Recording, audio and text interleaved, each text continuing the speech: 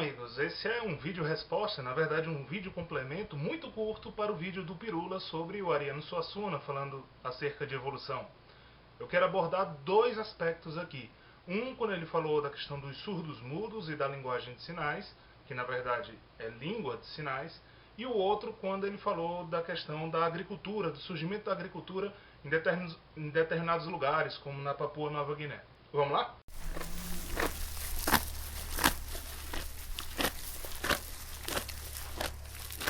Como eu disse, gente, o vídeo vai ser curto, a ideia é só dar esses toques, né, à fala do Pirula, porque afinal de contas eu acho que é interessante a gente poder enriquecer ainda mais essas perspectivas. Por exemplo, no caso dos surdos, eu posso dizer um pouquinho, vocês vão ter que confiar em mim, porque eu sou filho de surdos, eu sou filho de pai e mãe surdos.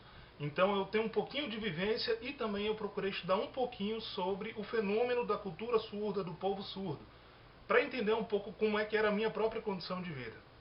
Então, o que acontece? Antes de tudo, tenho que falar que surdo-mudo é uma expressão muito popular, muito usada, que o próprio Pirula usou, mas não é exatamente correta. Por quê? Porque essa implicação surdo-mudo acaba fazendo com que as pessoas pensem que uma coisa necessariamente leva a outra, que um surdo é necessariamente mudo, quando isso não é verdade. E isso gera vários problemas, vários erros de tratamento das pessoas em relação aos surdos. Os mudos são uma categoria muito rara e que tem mais a ver com traumas psicológicos do que com a falta de audição. E disseram também, eu não lembro agora se foi o próprio Pirula que falou, ou se foi nos comentários, em linguagem de sinais. Bom, linguagem, gente, é algo muito específico e que não tem a complexidade de uma língua. E no caso, a língua de sinais tem, no caso, a língua de sinais brasileira, que é a Libras, né, a mais conhecida, mas não é a única, ela tem uma complexidade de língua, ela tem todas as características de uma língua natural, nativa. Natural significa o quê? Que surgiu das pessoas de forma espontânea e não através de alguém pensando, bom, vou criar uma língua assim, né? Como as línguas fictícias do cinema, por exemplo.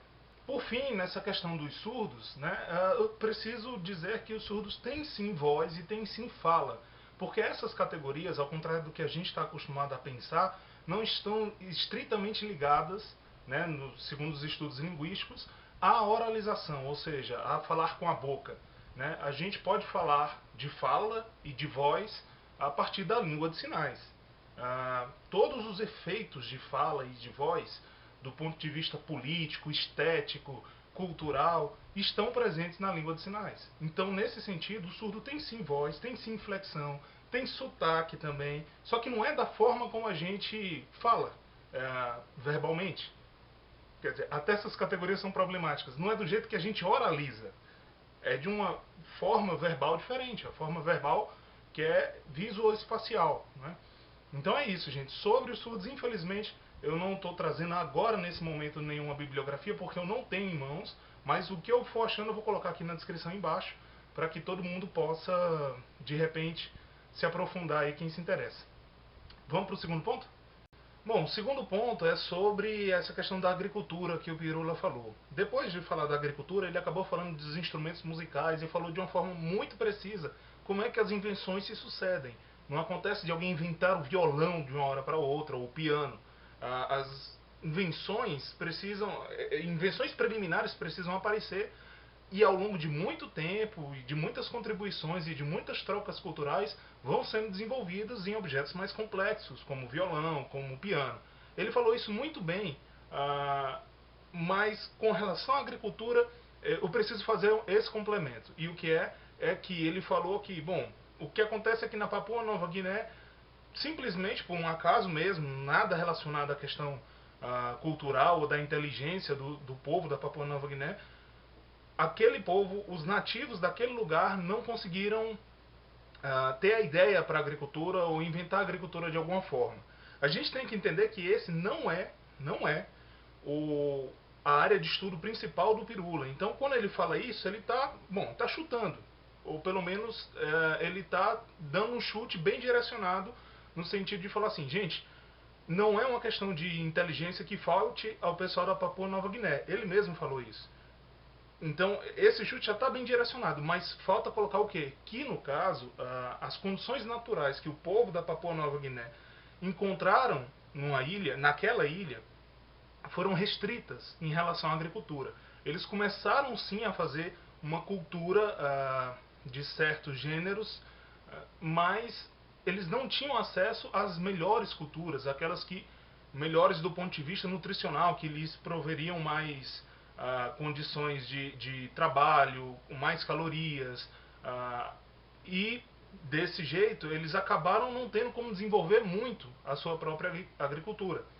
Além do mais, por estar numa ilha, eles não tiveram os contatos com outras civilizações que precisa haver intensos, e até a concorrência entre civilizações, para que isso venha a enriquecer a sua experiência com a agricultura. Então, todo esse cenário foi, inclusive, esboçado nesse livro, que eu acho espetacular, um dos melhores livros que eu li na vida, Armas, Germes e Aço, que eu super recomendo.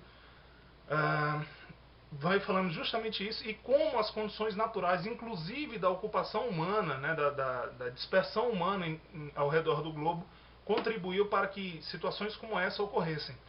Ao contrário da Papua Nova Guiné, regiões como a Eurásia como um todo foram muito beneficiadas pelas questões naturais. Eu não vou falar de todas aqui, porque o vídeo, eu quero que o vídeo seja curto, e porque essa não é a intenção, né, dar spoiler do livro. Leiam o livro, ele é espetacular.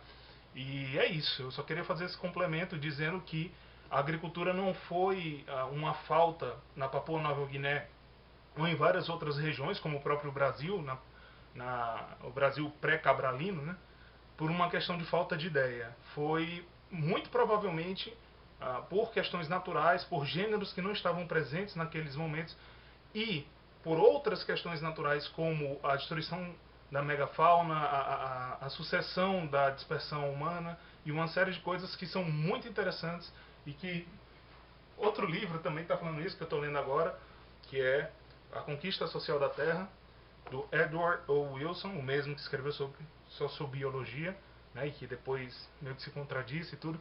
Mas enfim, é isso. Qualquer outro adendo eu vou colocar na descrição, e eu espero que eu tenha contribuído aí para um pouquinho mais de precisão nesses assuntos. Valeu? Um abraço aí para todo mundo, para o Pirula, e até a próxima.